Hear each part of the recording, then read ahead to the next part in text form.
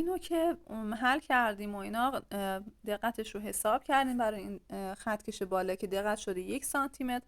خطای ابزار مدرج میشه مثبت منفی دقت تقسیم به 2 که دقت این هست 1، پس این میشه مثبت منفی 1 2 یا مثبت نیم سانتی متر.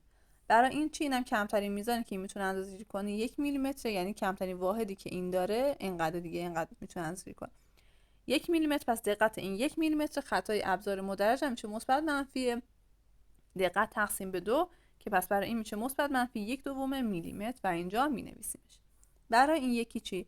یه دماسنج دیجیتال داریم 26.8. گفتیم برای ابزار دیجیتال دقت رو چجوری حساب میکنیم؟ میبینیم آخرین عدد بعد از ممیز رو میذاریم 1، بقیه رو میذاریم 0.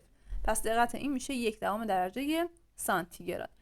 ابزار دیجیتال هست، پس خطای ابزار دیجیتال میشه مثبت منفی دقت، پس همون مثبت منفی 1/10 سانتیگراد. برای این یکی ببینید این ممیز نداره، اعدادی که ممیز ندارن دقتشون میشه 1، اعدادی که ممیز ندارن دقتشون میشه 1. پس دقت این وسیله 1/10 سانتیگراد هست. خطای ابزار دیجیتال هم میشه مثبت منفی دقت، یعنی مثبت منفی 1/10 سانتیگراد. برای این سوال توی این مسئله گفته که عددهای یه سری عدد به ما داده، اینا رو اندازه‌گیری کرده به عنوان نتیجه و میگه جواب نهایی رو به دست بیارید.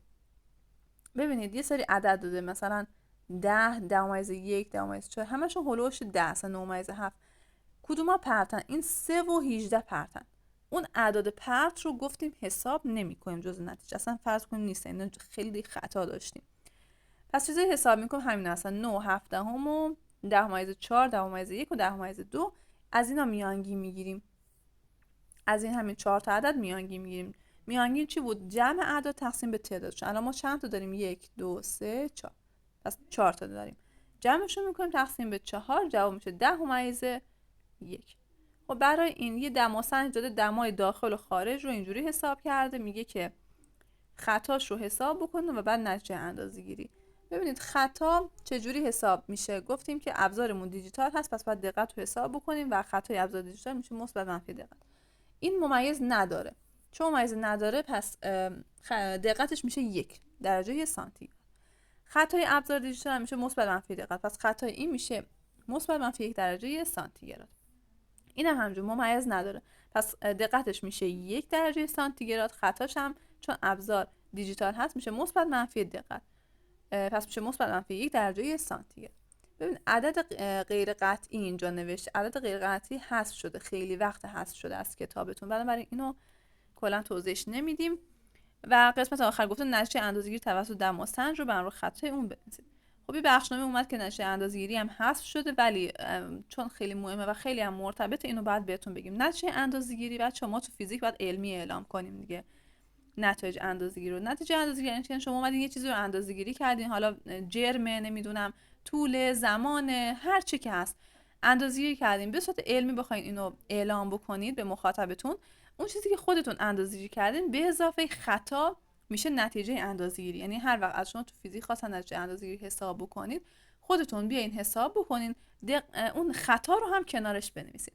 مثلا اینجا اومدین دما رو اندازه‌گیری کردین 10 درجه شده، من بخوام اینو به صورت علمی نتیجه رو اعلام بکنم بعد خطا رو هم کنارش بنویسم. می‌نویسم 10 مثبت منفی 1/10 سانتیگراد. یا مثلا این یکی من بخوام نتیجه اندازه‌گیری رو اعلام بکنم، میگم چی؟ میگم 18 مثبت منفی 1/10 سانتیگراد. پس برای اینکه نتیجه اندازه‌گیری رو به صورت علمی اعلام کنیم، اون چیزی که حالا اندازه‌گیری خودمون کردیم یا اون چیزی که مسئله برامون اندازه کرده مثل این، به اضافه خطاش هم حتما باید کنارش بنویسیم.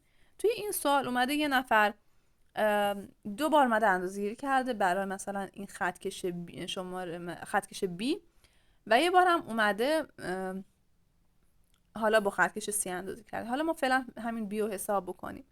برای اینکه ما بتونیم اینو حساب بکنیم بعد ببینیم هر کدوم از این واحدهای کوچولو چقدر، یعنی باید دقتشون رو حساب بکنیم. هر کدوم از اینا مسلما 2 دهم هستن دیگه، نه؟ این 2 دهم‌ها همینجوری رو هم جمع شدن 1 دیگه، نه؟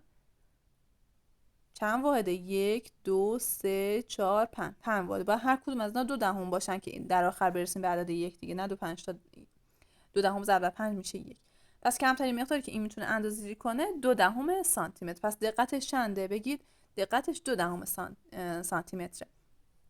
پس خطاش چنده؟ ابزار مدرجه، درجه بندی شده. خطاش میشه مثبت منفی دقت تقسیم به 2. دقتش چند بود؟ 0.2. 0.2 تقسیم به 2 میشه 1. پس خطای این میشه مثبت منفی 1. پس فهمیدیم دیگه، خطاشو به دست آوردیم. حالا بریم نتیجه اندازه‌گیری رو اعلام بکنیم.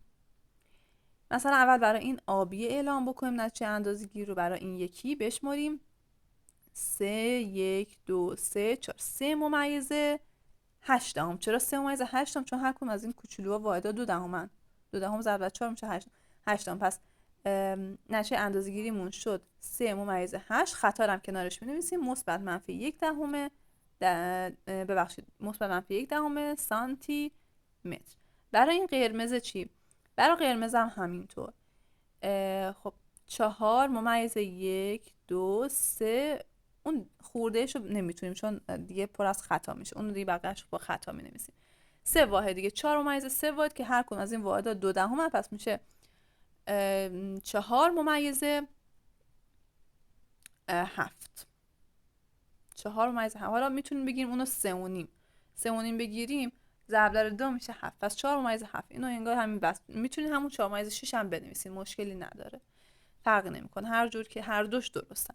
دقت هم کنارش می‌نویسیم میشه 4 ممیز 7 سانتی متر یا 4 ممیز 6 سانتی متر مثبت منفی 1 سانتی متر. بریم برای این یکی. این یکی دیگه واحداش فرق میکنه، پس دقتش فرق میکنه. ببینید مقیاس بندیش کلا مقیاس بندی این خطکش دومی متفاوته. 2 واحد داره تا برسه به چی؟ برسه به 1 سانتی متر. پس هر کدوم از اینا نیمن دیگه، هر کدوم از اینا نیمن که نیم و نیم جمع میشن 1 سانتی متر.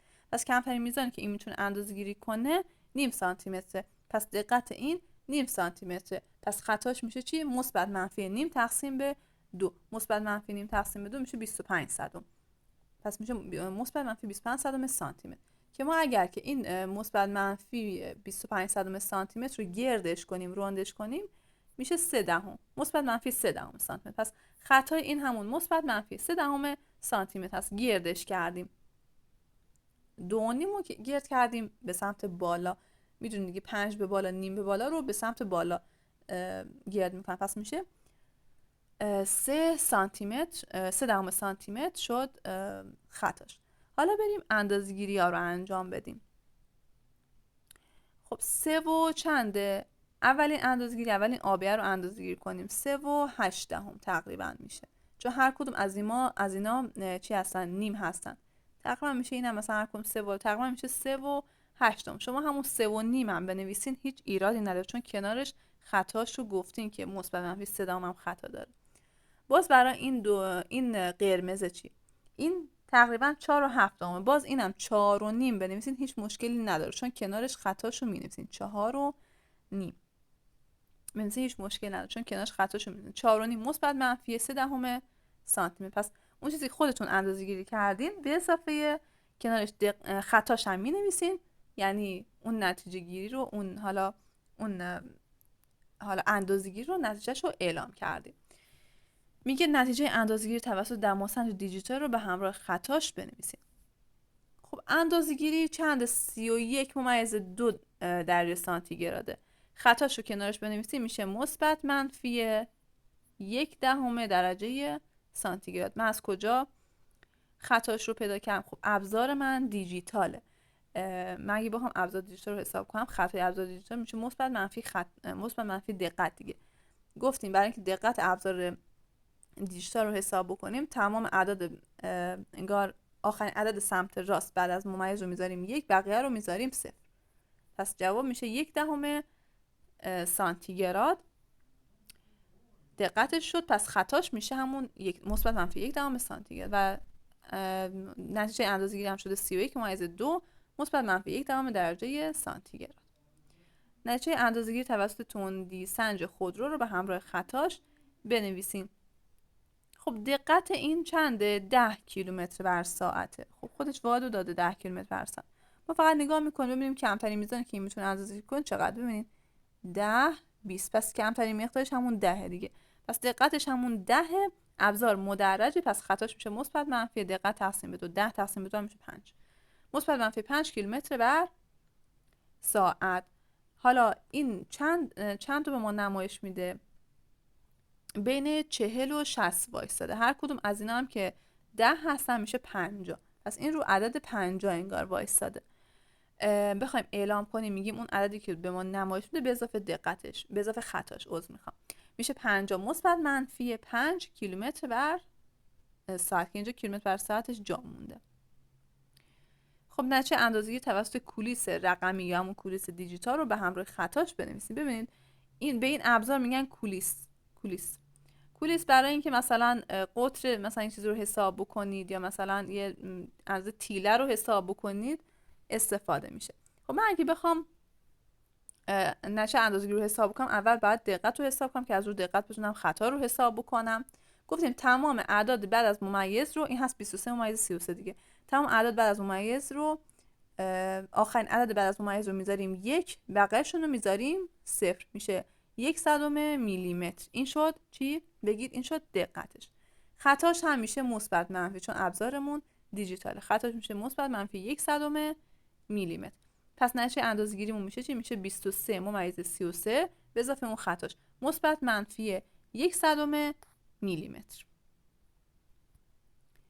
نتیجه اندازه‌گیری توسط ریزسنج رقمی یا همون دیجیتال رو به همراه خطاش بنویسیم. ببین میگن ریزسنج، اینم خیلی مثلا میگم تیله و مثلا اندازه قطر تار مو اینا رو باهاش حساب میکنن، خیلی دقت خوبی داره. می‌بینیم بر حسب میلیمتر هم هست. ما برای اینکه نتیجه اندازه‌گیری رو بگیم نیاز داریم به دقتش.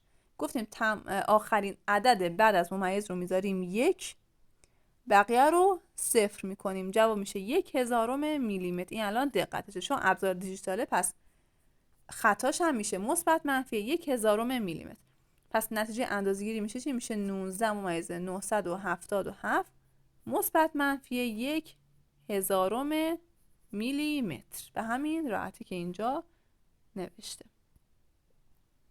خب بچه‌ها جون، امیدوارم که درس خوب یاد گرفته باشین. جلسه آینده دیگه بعد چگالی رو کار کنیم.